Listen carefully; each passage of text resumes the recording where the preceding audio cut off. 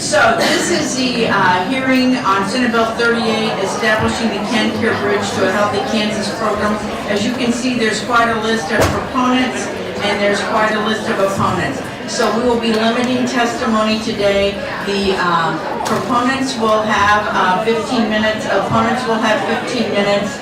We'll have, we only have one person is neutral, so we'll have about 5 minutes for the neutral testimony, and then I want to allow plenty of time for questions. So with that, we will ask Mr. Abbott to kick us off and do a brief bill explanation. And I do want to thank all of you for being here. Thank you, Madam Chair. Good morning, committee. Senate Bill 38 is very similar to House Bill 2044, which this committee heard and passed out last year. House Bill 2044 originally had underlying provisions relating to clubhouse model program reimbursement. There is a similar provision in this bill, but it's not exactly as it existed in 2044. Otherwise, the provisions of the bill are the same. So just as a refresher of what the bill would do, it would, for purposes of eligibility determinations under the state administration of Medicaid, on or after January 1 of 2018, of course, is a carryover bill. The dates may need to be updated if you choose to work the bill. Medical assistance Medicaid eligibility shall be granted to any adult under 65 years of age who is not pregnant and whose income does not exceed 133% of the federal poverty level to the extent permitted under the Patient Protection and Affordable Care Act and the Healthcare and Education Reconciliation Act of 2010. It also would impose a number of requirements for people to be eligible for coverage of the program. The bill would direct KDHE to refer all non-disabled adults in the program to who are unemployed or working fewer than 20 hours a week as a condition of participation in the program to the state's existing workforce training programs and work search resources, and also lists a couple of examples, but is not a limiting or exhaustive list. Requires the program application to screen applicants for their education and employment status for the purposes of making these determinations. It also allows KDHE to establish a health insurance coverage premium assistance program with similar requirements as I laid out for eligibility for participation in the program, or for individuals who are eligible for health insurance coverage through an employer, but if they cannot afford the health insurance coverage premium through their employer. The eligibility requirements otherwise have to be the same as eligibility for participation in the program itself. Section 5 of the bill is a severability clause of sorts. This provides that a denial of federal approval or federal financial participation, other than a lowering of the FMAP, which is covered later in the bill, would not prohibit implementing any other part of the program that can still go forward without the parts that were not approved by the feds. It allows the Secretary of KDHE to make changes as required by the U.S. federal government. There is some money matters that are handled in the bill as far as establishing funds that are used for reimbursement of services provided to expansion beneficiaries under the bill. There are reporting requirements imposed on KDHE and the Department of Corrections relating to cost savings to the state from implementing the program, and they have to deliver those reports yearly to the legislature. There's also a specific reporting requirement for KDHE to House Appropriations and Senate Ways and Means to summarize the costs and cost savings of the program. The bill would establish the Care Bridge to a Healthy Kansas working group to make recommendations on funding sources and cost savings to the legislature. That working group would consist of legislative members as well as private stakeholder members. You can read that membership on pages 4 and 5 of the bill. And then the last section, section 13 of the bill, is what I was referencing earlier about the FMAP lowering if the FMAP falls below what was provided for in the Affordable Care Act and the Healthcare and Education Reconciliation Act of 2010, then KDHE is directed to terminate the program over a 12-year period beginning on the date that the FMAP falls below those set amounts. If enacted, the bill will take effect upon publication in the Kansas Register. And Mr. Abbott, I assume that if we would pass this bill out, we need the technical amendments to adjust the date? Yeah, some of the dates will not make sense as they are written. Okay, all right. Questions? All right, we're going to move right to proponent testimony. I have 4 individuals wishing to testify. Sheldon Weisbrow with the Alliance for a Healthy Kansas Health Reform Resource Project. Welcome. Good morning. Thank you, Senator Schmidt, members of the committee, for the opportunity to testify in favor of Senate Bill 38. My name is Sheldon Weisbrow. I'm the director of the Health Reform Resource Project, currently also acting director of the Alliance for a Healthy Kansas. As you know, The Alliance is a broad-based organization made up of more than 100 different organizations from all sectors of the state's economy and civic life, and more than 10,000 individual Kansans who have all come together to improve the health of people who live in Kansas and to expand the Medicaid program. You've all heard, probably me, lots of times talking about the benefits of Medicaid expansion. I think they're very clear. This is a budget-neutral bill that will provide coverage to 150,000 people, return hundreds of millions of the state's own tax dollars to Kansas, create jobs and economic growth, support local hospitals, especially our rural hospitals, improve financial security for families, and make Kansans healthier. You're going to find all these details in your packages, which have more than 140 pieces of proponent testimony. I want to spend a minute talking about other things you're going to hear this morning. You're going to hear that nothing has changed since last year, so why move forward? Well, a lot has changed since last year. The Medicaid expansion has not been repealed at the federal level, and it doesn't look like it's going to. And a big part of that is because of Republican governors lobbying to keep it because it's helping their states. We've had another year of experience and another year of research into what's happening in the 32 states that have expanded their Medicaid programs. We're seeing bigger economic growth. In Colorado, gross domestic product has increased by more than 1% as a result of expansion. That doesn't sound like a lot, but an equivalent increase in Kansas would be $2 billion of additional economic growth. 30,000 new jobs in Colorado, 30,000 new jobs in Michigan. Increases in economic activity, and personally, the list of states that are benefiting goes on and on. We also have research this past year that shows that Medicaid expansion decreases infant mortality, especially in communities of color, which is a big problem in Kansas, reduces the likelihood of bankruptcy filings, helps enrollees find and keep employment, and most importantly, perhaps for Kansas, Medicaid expansion continues to lead to improved financial performance for hospitals. A study published last month shows that rural hospitals in expansion states are 6 times less likely to close than rural hospitals in non-expansion states. You'll hear about an Oregon study that was done years ago. You won't hear about the updates to that study or the comments made by the lead researcher, Kate Baker, a conservative economist from the University of Chicago, who has said it's long past time to stop debating whether Medicaid helps people or not. It's clear that it does. You'll hear that Medicaid is terrible insurance. You won't hear that patient satisfaction with Medicaid is as high or higher than private insurance. You'll hear that care expansion moves people with disabilities to the back of the line. Not only does that show an ignorance of how the program works, but it also ignores the fact that the disability community itself strongly supports Medicaid expansion, and states that have expanded their Medicaid programs have been much more successful in reducing their waiting lists than states like Kansas that haven't. And of course, you're going to hear about the cost of Medicaid expansion, which keep changing, and the fiscal note for this year is radically different than the fiscal note for last year. It's much less costly all of a sudden. I am looking forward actually to working with folks at KDHE on figuring out where the numbers is. Instead of those, I want you to listen to the messages that you're going to hear this morning. Listen to Dr. Freelo, who will follow me, who will tell you about how this affects his patients. Listen to Randy Peterson from Stormont Vale Hospital, who will tell you about how this affects his hospital and the rural clinics it tries to run. Most importantly, listen to Amy Houston, who is a proud Kansas business owner and mother, who will tell you what it's like to be uninsured and have cancer. Don't listen to those people who continually say no and offer no alternatives. If we've learned anything in the past few years in Kansas, it's that there's a better way forward. And let me just end with a little Valentine's Day poem. Roses are red, violets are blue, expand CanCare. It's the right thing.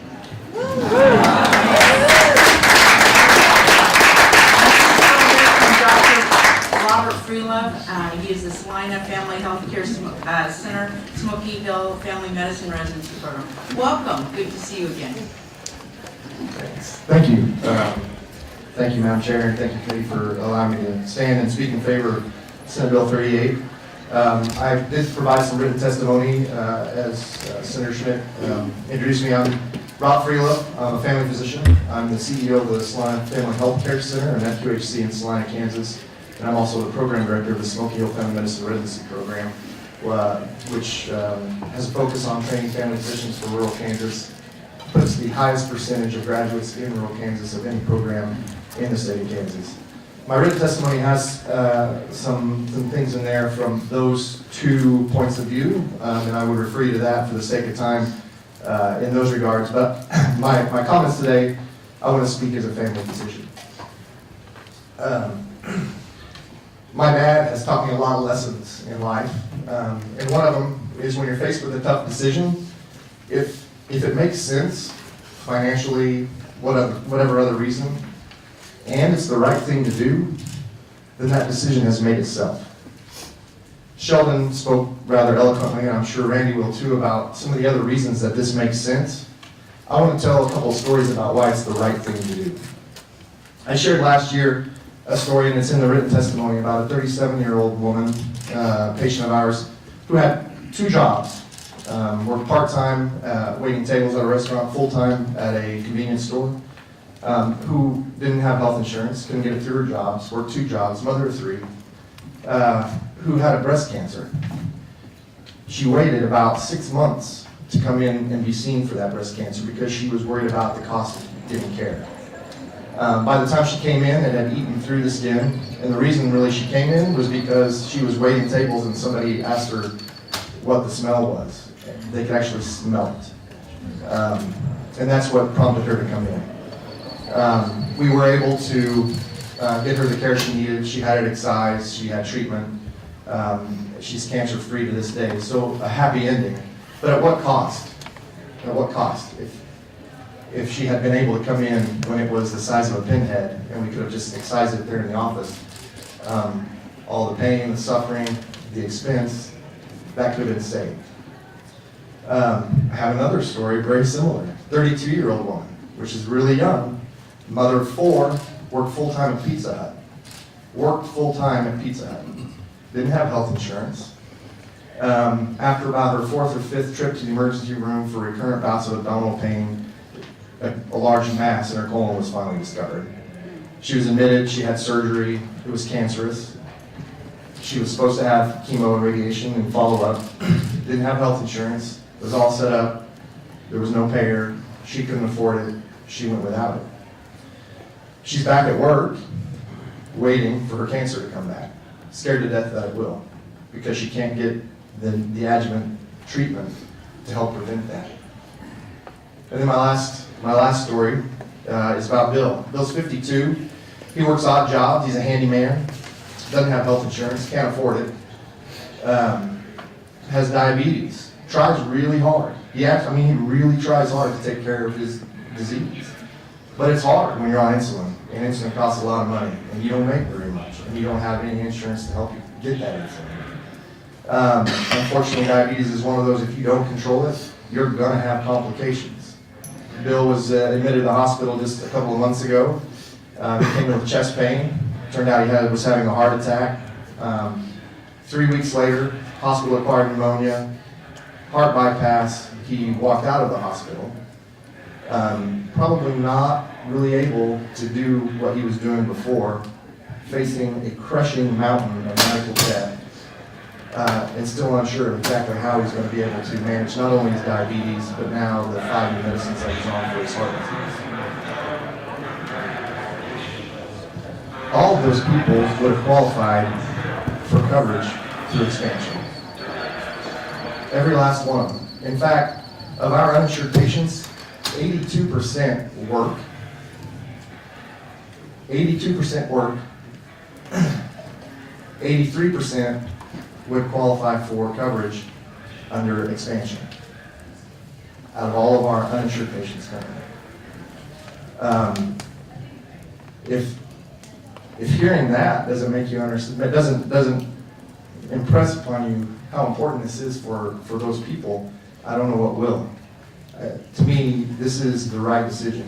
Expanding Medicaid, helping those people. We're talking about people in their lives. It makes sense and it's right. So I'm just asking you to do not only what makes sense, but what's right. What's right for Kansas and what's right for Kansas. Thank you. Thank you, Doctor. Next we have, okay, we don't applaud in our committees, I'm so sorry. Okay, Randy Peterson, President and CEO, we don't boo either. That's what I'm about. Thank you, Senator Schmidt, for that no booing. And thank you for your opportunity to speak to the committee on Senate Bill 38 and on behalf of the Kansas hospitals that serve communities 24/7, 365. I've had the privilege to serve in hospital leadership in Kansas for the past 38 years. I've been in Junction City for 6 years, Salina for 20. I was at Via Christi for 6 years in Wichita and 5.5 years here in Topeka at Stormont.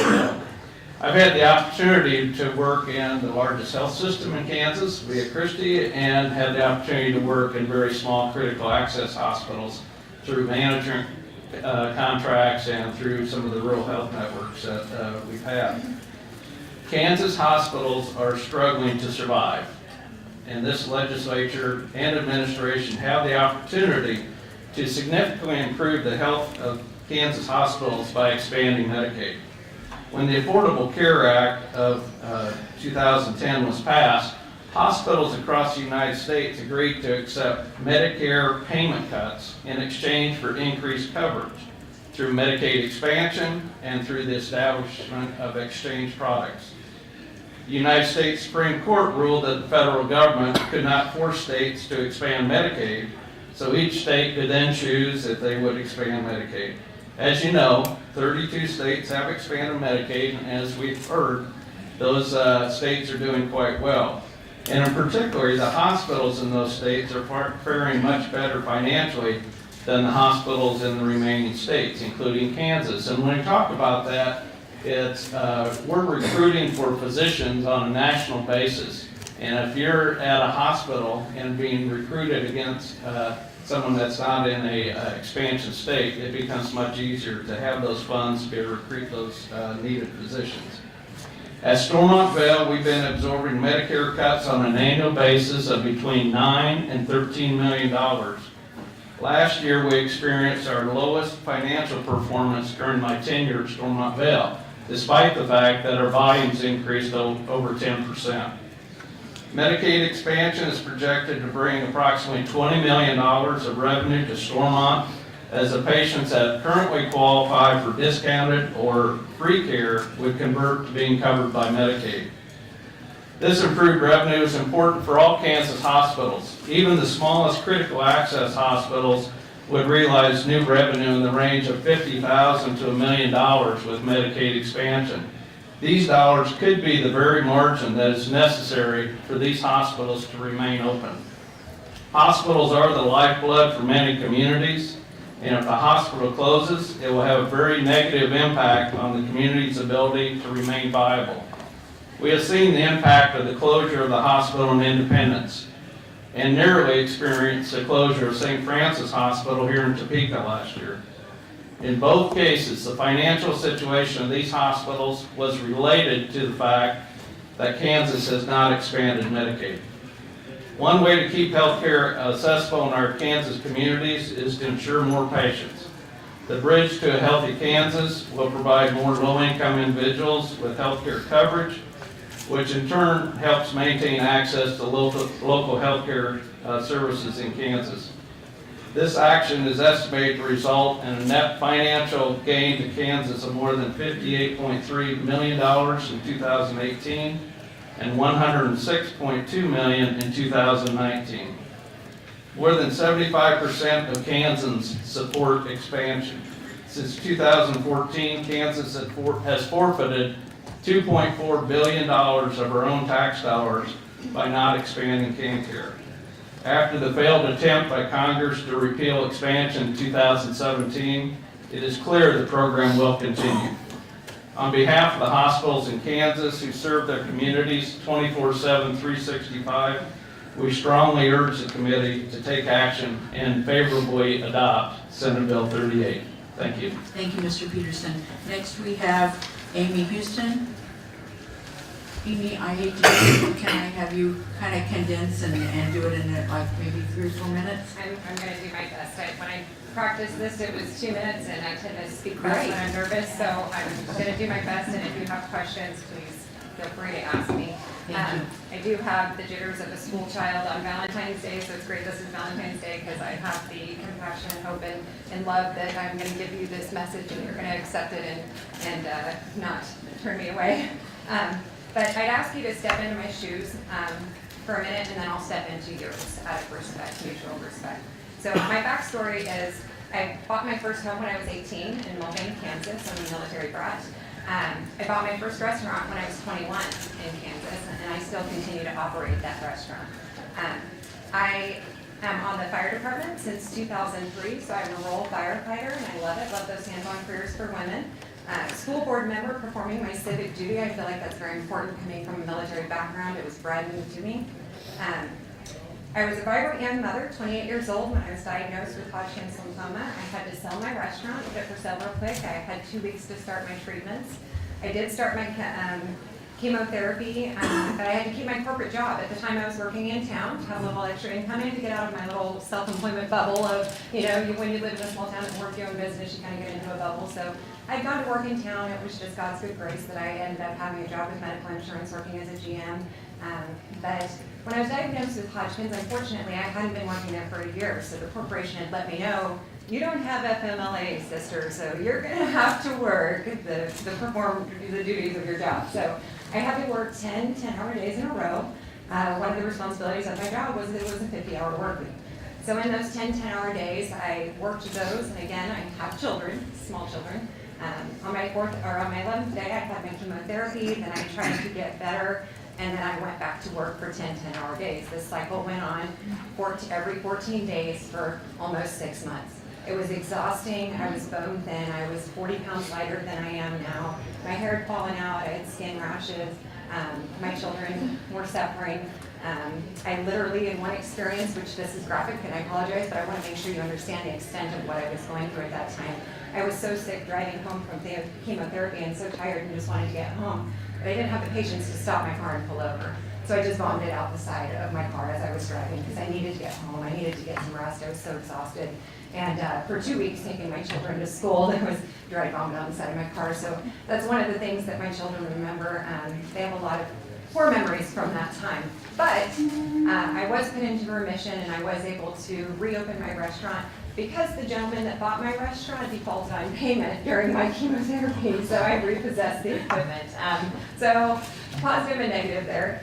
Moving forward, when I started my radiation, that's every day. You can't do that every 2 weeks, so I did have to lose my corporate job and start paying for COBRA. Medical bills started coming in, and you get the small medical bills that are $300 to $400, and those are from your anesthesiologists, your surgeons, your individual doctors.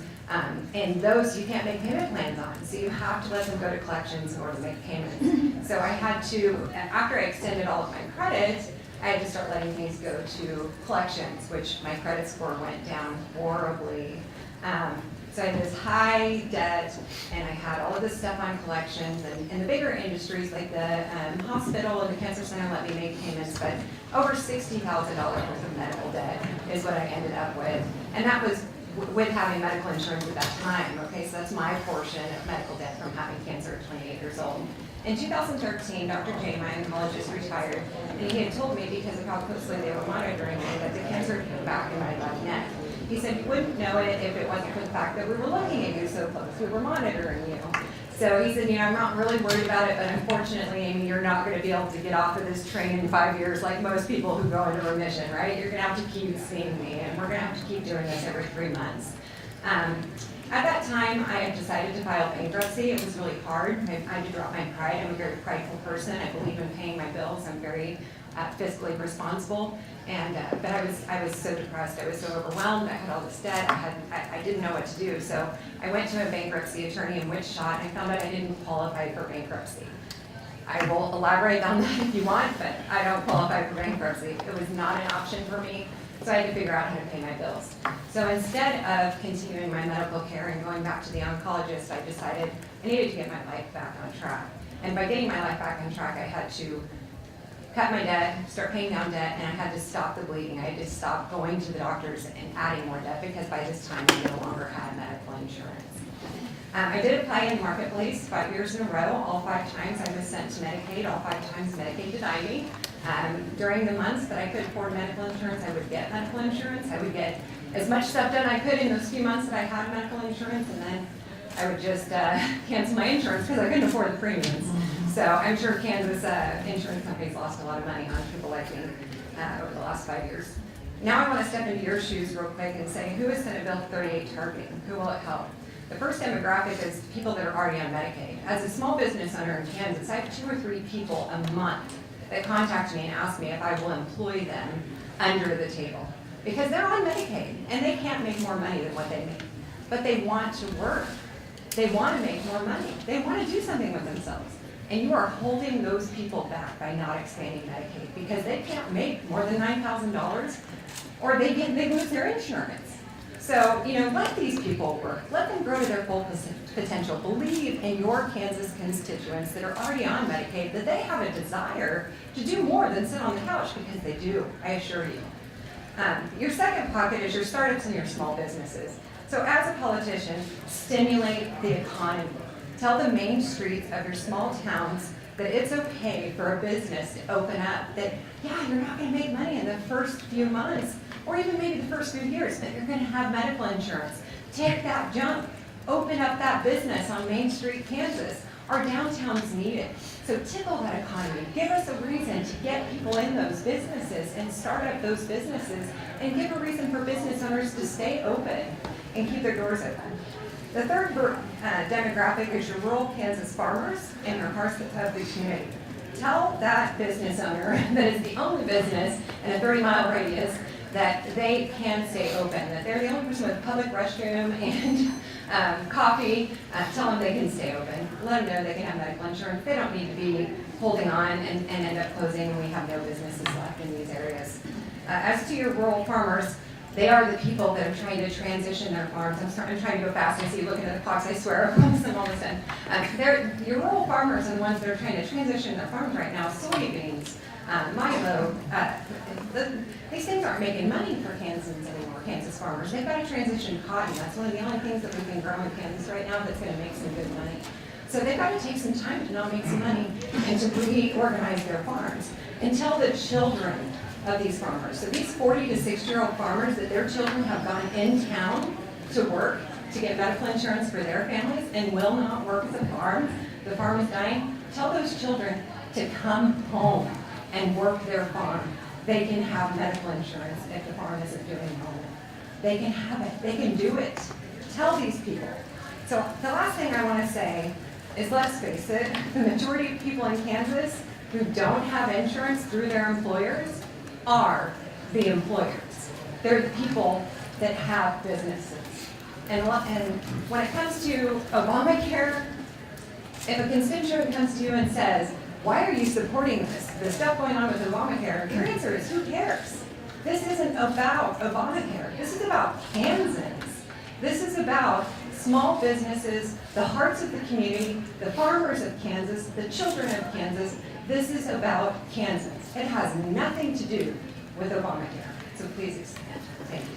Thank you for directing the committee's attention to the over 140 pieces of testimony. I'm not going to read them due to time. So now we'll move to the opponents. Jeff Anderson, Secretary, I think still acting Secretary of KDHE. What, first month on the job, and here you are. Welcome, Mr. Anderson. Thank you, Madam Chair, and members of the committee, and for giving me the opportunity this morning to speak in opposition to Senate Bill 38. Our position is that, as currently structured, we're opposed to Medicaid expansion. During my brief time at KDHE, we've been focusing on operational performance improvement. We've been reaching out to key stakeholders in a collaborative and transparent way in an effort to build positive working relationships. And one consistent theme we have heard from our stakeholders is that at this time, we should not make major changes to the Medicaid program until we get a better handle on our operational challenges that we face. Now, Enhancements to the Medicaid program that we do support and are being discussed in the legislature include strengthening the mental health system, expanding access to substance abuse treatment, and increasing accessibility for all Medicaid recipients through the use of telemedicine and telemonitoring. The associated fiscal note for Senate Bill 38 reflects that the first full year of implementation, 2020, the cost to the state will be approximately $22 million, and that's a cost that will be carried forward each additional year. I think it's important to note that the vast majority of states that have implemented Medicaid expansion have seen enrollment numbers that far outpace their initial projections, and then of course the state must contend with the deleterious fiscal consequences that those numbers present. And finally, even this week, additional comments have come out of Washington from our administration as it relates to their potential direction they may be going with Obamacare and Medicaid expansion. There is concern going forward, will the enhanced 90% federal match be maintained? Yet this month, our governor has meetings scheduled with leaders in Washington, including leaders at HHS, to get a better handle on it and guidance on where the feds are going with this topic, and then how best Kansas can respond to that, given the options and flexibilities that may be made available, so we can best customize a path forward that best suits the needs of Kansans. In summary, KDHE will continue to work on operational performance improvement. We support the aforementioned enhancements to the Medicaid program versus Medicaid expansion as currently proposed. Thank you. Thank you, Mr. Anderson. Next, we have James Franco, Vice President and Policy Director of Kansas Policy Institute. Morning, Mr. Franco. Good morning, members of the committee. I will do my best to be brief. You have my written testimony, which has the citations and studies and all that good stuff. So thank you again for the opportunity to present today. I do want to hit on two key points. One is the idea that a card of insurance, and Medicaid in this case, does not necessarily guarantee access to care. One of the previous conferees did mention an Oregon study, and I think that is important. Oregon expanded Medicaid not as part of the Affordable Care Act, but prior to that, and they had what amounted to a good social experiment, if you'll forgive the term a little bit, in that they had more people apply than were eligible. So you had a control group and somebody who was in Medicaid, and the outcomes are quite staggering. Blood pressure, cholesterol, markers of these chronic diseases did not actually improve for the people who were in the program, they actually decreased. Non-emergency room visits increased as well. And nothing that I say or that any of the people in this room say should be taken as an opportunity to suggest that we don't care for the people who would potentially benefit from Medicaid expansion. But for every story that we've heard today and the countless others certainly represented in those 140 written testimony, is that there is testimony of people who had Medicaid as their insurance of one sort or another, but did not get the care that they need. In my written testimony is the story of a young man named Diamante Driver, covered in the Washington Post, a child who had Medicaid in Maryland, and over time, what started as a tooth abscess ultimately took the poor man's life. That is not to make light of his situation, it is simply to say having Medicaid insurance as a Medicaid insurance card does not guarantee health outcomes. And the second piece is the staggering cost to the state. The Kansas Health Institute estimates the cost to the state of Kansas over the next 10 years will be $1.1 billion. And as we just heard from previous testimony, and I'm sure we'll hear backed up here in just a couple of minutes, is that these estimates in many of the states, if not all of the states that have expanded, are well below what is actually taking place. And the Obama administration, Center for Medicaid and Medicare Services, at the end of the Obama administration, said the following as it relates to ongoing Medicaid costs. However, even without solvency as a concern, Medicaid constitutes a significant portion of spending by both federal and state governments, and thus is important to evaluate as part of the respective budgets. A growing share of budget expenditures on the Medicaid program could displace spending on other important programs where additional taxes or other revenue sources could be required to fund Medicaid. So at the time when the state is dealing with tight budgets. When you as senators are facing a response to a Gannon lawsuit, all of these resources are scarce. So it's how we're going to balance those different needs, especially in light of cost estimates that, as we just heard, will probably be low, and with a federal match that is all but guaranteed to decrease. And I'll close with this. Senators, you have people who come to your office every single day asking for things. And I think you know better than I do how hard it will be to remove benefits once they are extended. So I don't take a whole lot of solace in the idea that the provision of this bill, that if we drop below the Affordable Care Act reconciliation match numbers, is that we will all of a sudden as a state start withholding those benefits. So with that, I will close. You have my full testimony in front of you. Thank you, Chairman. Thank you. And Melissa Faust with Kansas Chapter of the Americans for Prosperity.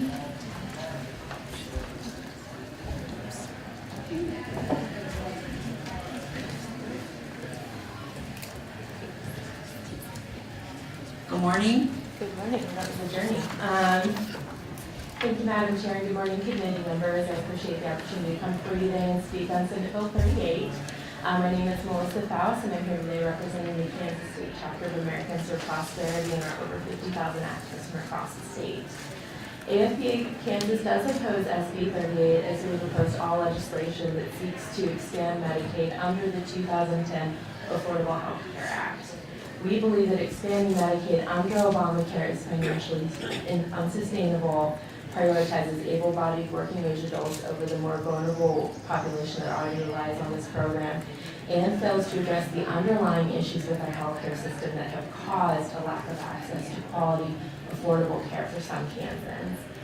You have my remarks before you, but I'm going to veer a little bit because some testimony from previous conferees really struck me. One quote that really kind of came out to me was that this doesn't have to be about Obamacare. And frankly, I agree.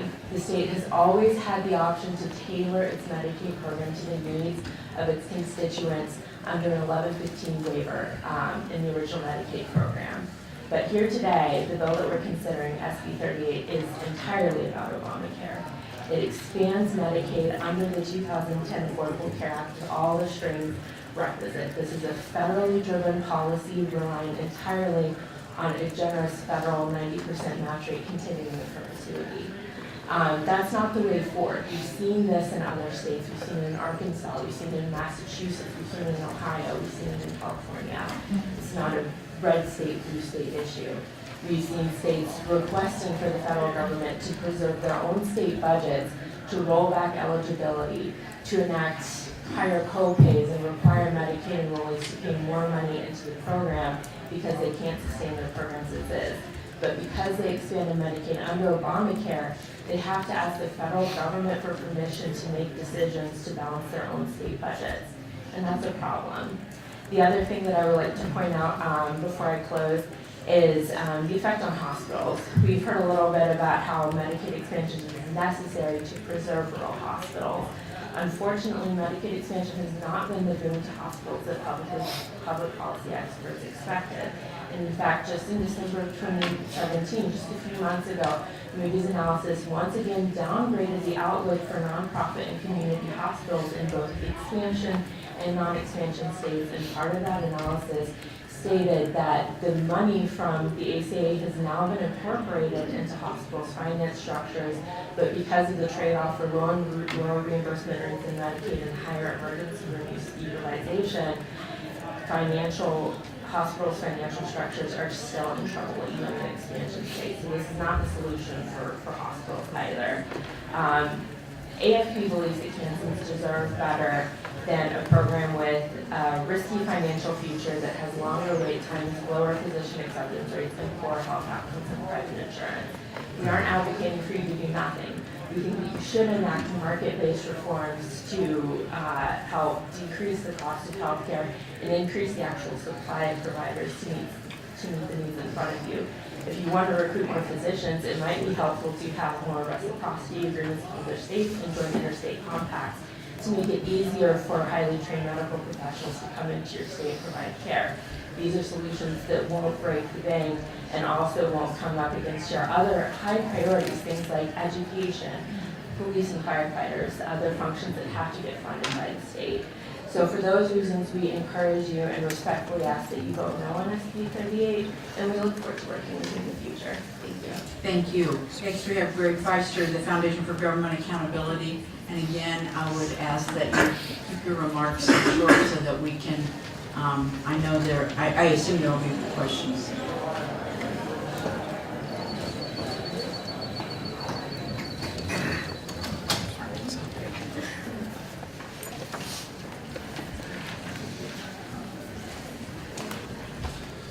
Chairman Smith, members of the committee, good morning, and thank you for giving me the opportunity to speak with you today. My name is Greg Pfister, and I'm with the Foundation for Government Accountability. Medicaid expansion is an issue that we have worked on since 2012. And as you consider going down this path, I would like to share some of the issues that we've encountered. 4 important findings are that expansion puts the truly needy at risk, enrollment is unpredictable, cost is uncontrollable, and state priorities tend to suffer. Presently, Kansas extends Medicaid coverage to some of the most vulnerable people in society. Pregnant women, children, seniors, and those with disabilities. Individuals that, due to life circumstances, are unable to take care of themselves. Expansion does not help these people. This is not assistance for someone's elderly grandmother who's struggling to live. This money doesn't go to the developmentally or the physically disabled. SB-38 is about growing welfare. Obamacare created a new group of enrollees, adults between 19 and 64, that earn incomes up to 138% of the federal poverty line. These adults don't have disabilities. Most of them are without children and don't work a full-time, year-round job, even though a full-time minimum wage job is enough to lift them out of poverty. Despite this important information, a number of states have gone down this path, and the result has been a disaster. To begin with, enrollment is unpredictable. CMS, Kaiser, the Lewin Group, Urban Institute, and the Congressional Budget Office have all underestimated enrollment. State estimates have not been better. Out of the 24 states that have made their projections publicly available, citing that only 5.5 million adults would enroll, have all been wrong. The actual enrollment passed those projections significantly, showing that enrollment has been at least 11.5 million able-bodied adults enrolling, an overrun of 110% on average, more than double projections. Arkansas is 51% over budget, or over projections. Ohio is 60%, Colorado 139%, and Kentucky is 134%, just to name a few. The over-enrollment is made worse by the fact that per-person expansion costs have exceeded the Obama administration's projections by 76%. And expansion has cost taxpayers 157% more than expected. In Alaska, expansion was $273 million over projection in the first 2 years. In California, expansion was $32.1 billion over projections in the first 3.5 years. And in Ohio, expansion was $7.1 billion over budget in the first 3.7 years. One thing that we've seen across the country is that once the state expands Medicaid, there's a trade-off between which budget priorities are going to be cut and which priorities are going to be cut again. Because once you go down this path, you become like Arkansas, Ohio, Colorado, California, and Kentucky. Funding for education, police officers, infrastructure, and most importantly, the truly needy, are often the casualties of expansion. By 2020, Kansas would be responsible for 10% of the expansion costs compared to traditional Medicaid, where Kansas pays about 46%. In the future, legislatures might have to make a difficult cut decision, and it's obvious which program would be the best value to the state. Because Kansas said no to expansion when other states rushed in, you have the benefit of seeing this disaster unfold in 31 other states and the District of Columbia. Expansion is not uncharted territory. If Kansas goes down this path, we already know the future. Medicaid expansion prioritizes able-bodied adults over the state's most vulnerable citizens. Its growth is unpredictable, its costs are uncontrollable, it will eliminate budget flexibility, and it will crowd out priorities. The real disaster in all of this is that it puts the truly needy at risk. Thank you again, and I'm happy to answer any questions that you might have. Thank you. I would just point out that your written remarks do not coincide, your statistics do not coincide with your oral remarks do not coincide with your written remarks, with the numbers that you said. So if you have a chance to update your written testimony, let us know. Certainly, I'm sorry, I made a few adjustments to try to make up for the time. I'm talking about billions of dollars and millions. I'm talking about the dollar amounts don't match what your testimony, what I have. But anyway, you can update that if you like. Okay. All right. Carrie Griffith, would you, okay, I'm going to give you like 2 minutes because I know you can do that. You know I can talk fast. Carrie Griffith, Kansas. Thank you. Good morning, Madam Chair and members of the committee. So I will, our testimony that's handed out was pretty brief as well, but I think in the interest of time, I'll just direct you to 3 different things that we wanted to provide to the committee regarding Kansas Health Institute's estimates of enrollment and Medicaid expansion. The first thing is if you have it on the back page, there's an infographic.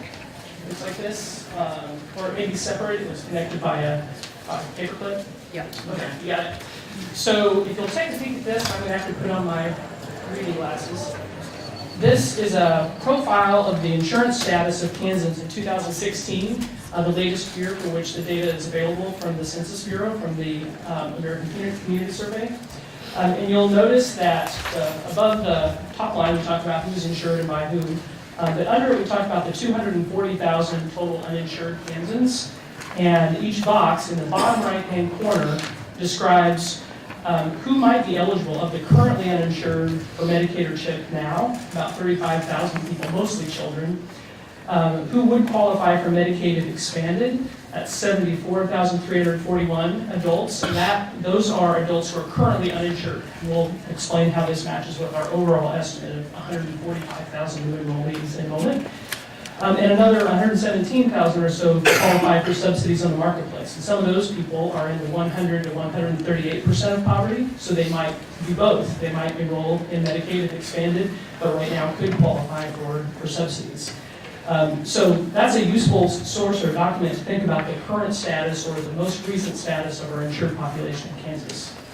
The next thing we'll point to is the KDHE estimate of enrollment. So we use this same data, the American Community Survey data for 2016, and have updated our expansion enrollment estimate, which used to be 152,000. Now it's only slightly less at 145,000 beneficiaries that we would expect to enroll if KanCare expanded, including 95,000 adults, age 19 to 64, and 50,000 kids.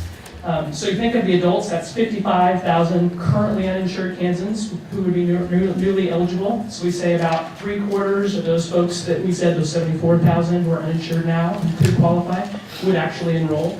If that was higher or lower, that would impact your actual enrollment. We also estimate about 5,000 currently uninsured Kansans who are eligible for Medicaid right now, for whatever reason aren't enrolled, might be expected to enroll if there was a massive enrollment campaign, for example. And as many as 36,000 currently insured adults who would be projected to switch from some other form of coverage to Medicaid. And you think about that particularly for the group that's between the 100 and 138% of poverty, who may be able to purchase subsidized for largely not a lot of cost out of pocket now, who would then be moved to Medicaid program, or some of the individuals who work. For the children, they all are either this woodwork effect, so kids who are otherwise, in fact, all these children would be otherwise eligible. Some are uninsured. There are about 16,000 kids that we would project to enroll. Largely, if their parents enroll, they would bring along their kids and have them enrolled as well. And as many as 34,000 currently insured children who will be projected to enroll in KanCare. Probably, again, if their parents were to switch. And those numbers are estimates, and you might expect different kind of take-up rates for kids that are in the CHIP program, for example, than for very low-income children.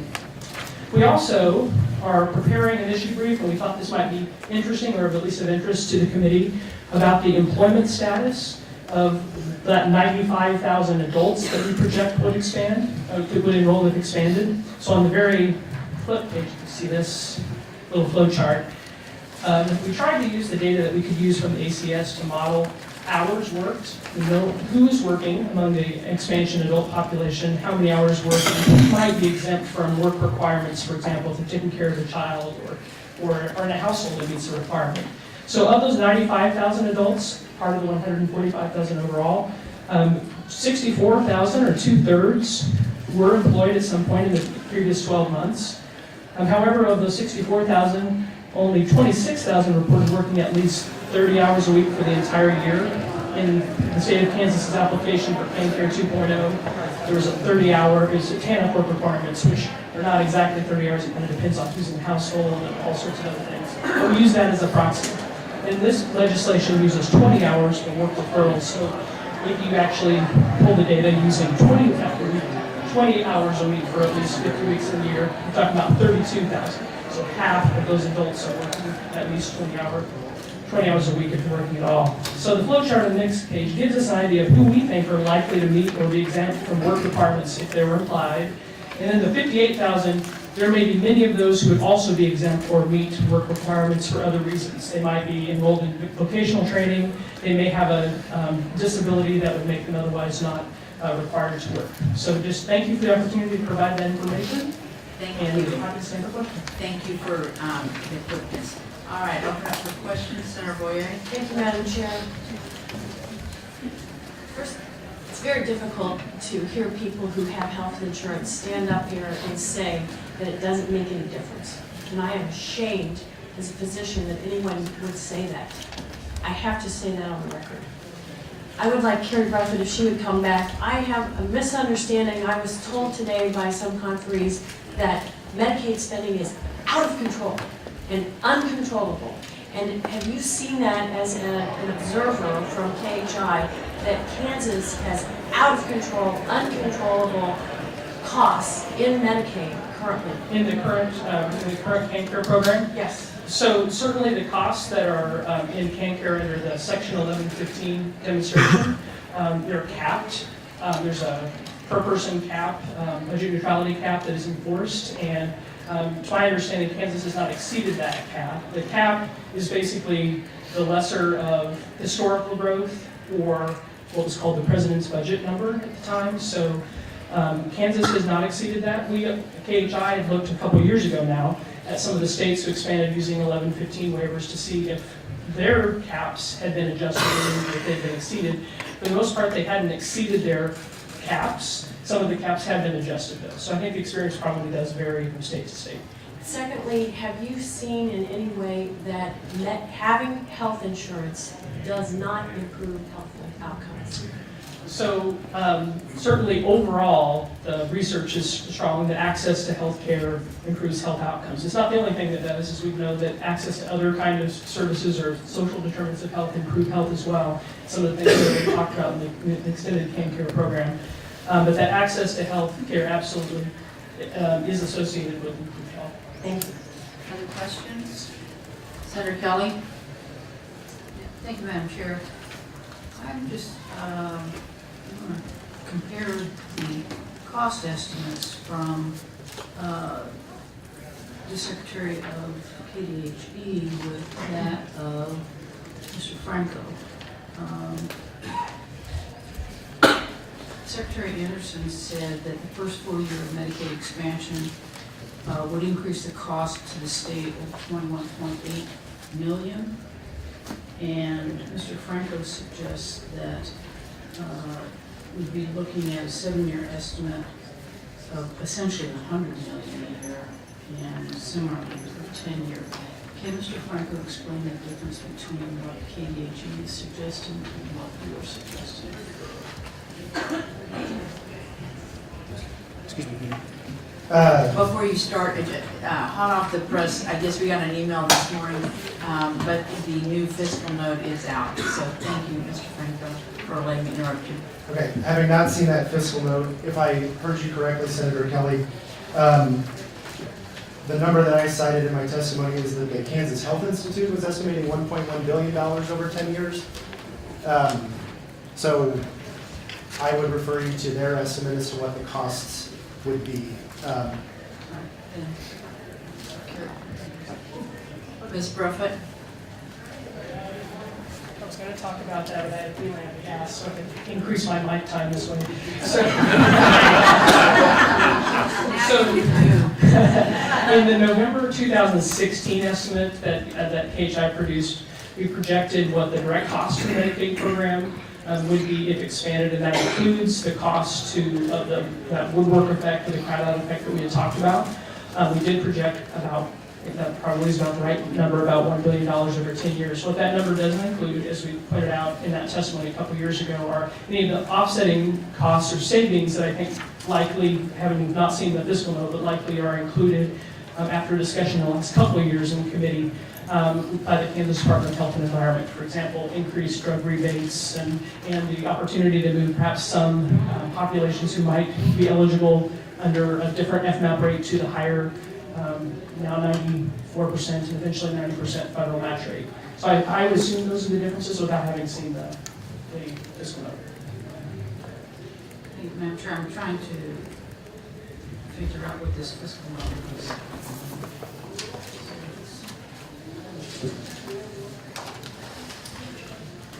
I would say that the KDHE has also had lower costs in the earlier years because of the higher federal match rate, and that was from a couple years ago, and now we're at a different point in the FMAP. Senator Berger? Thank you, Madam Chair. This goes for probably any or all, but how many of those states that you cited that had the major overruns have scaled back or dropped out of the program, Medicaid program? Mr. Franco, I think that's your testimony. I would defer to the Foundation for Government Accountability. That was the substance of their testimony. Okay. Well, whoever, come to the microphone quickly, because we've made such a path to get there. Thank you, sir. Thank you. We haven't seen any drop out of the program. We've seen movement in that direction. In Ohio, for instance, they had legislature passed a Medicaid freeze. We saw similar legislation in Arkansas this past session, and we've in Pennsylvania as well. So nobody's dropped out? Not yet. Once you're enrolled, getting out is a little bit difficult. We've seen movement heading in that direction, where the states have tried to take control of the program once again. Senator Berger? One more question. A few years ago, the legislature commissioned a study of efficiency of state government.